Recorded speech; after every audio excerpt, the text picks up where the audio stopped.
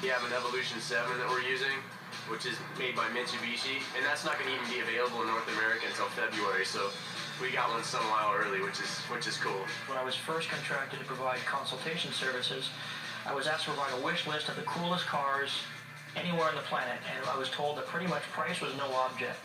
So if we could get them, what cars would we get?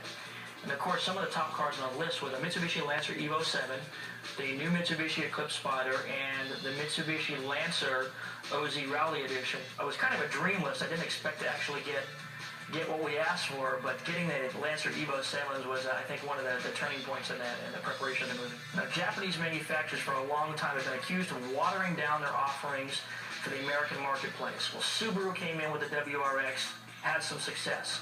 Mitsubishi, I think, was very savvy and said, hey, let's bring a car even better than that to the U.S., and that's the Evo 7. You get in that car, and it's a supercar with 4 doors. It's single turbo, 280 horsepower, all-wheel drive, Brembo brakes, big wheels from the manufacturer, sticky tires, Recaro race interior. You get in that car, and it's awe-inspiring, to say the least.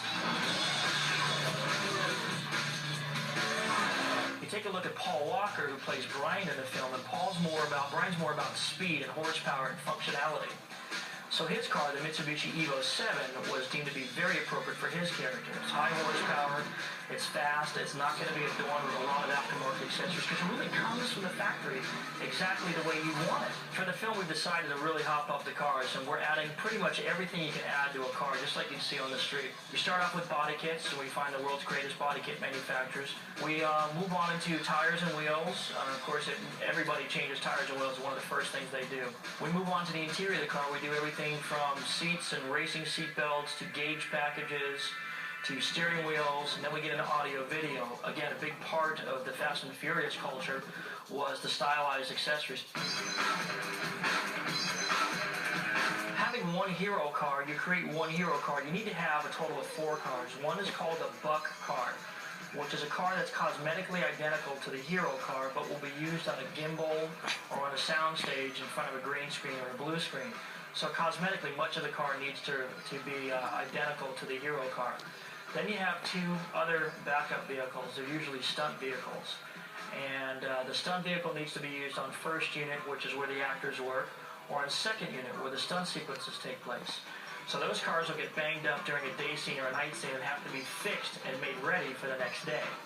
And that's a challenge because, again, the body kits on these cars are very elaborate. A lot of surgery was involved to put them on. The tires and wheels aren't off-the-shelf items. They were specially built for these vehicles. The gauges on these cars are not something you just go down to Pep Boys and pick up. You know, they're pretty specialty items, so you got to order them from Japan. Having 4 copies of every single thing that you need and having these cars ready 24/7 is going to be a challenge. That's kind of the sad part of my job, is watching what happens to these cars after filming begins. You got the one hero car, which everybody tries to baby and tries to take real good care of, because the hardware on it's more elaborate.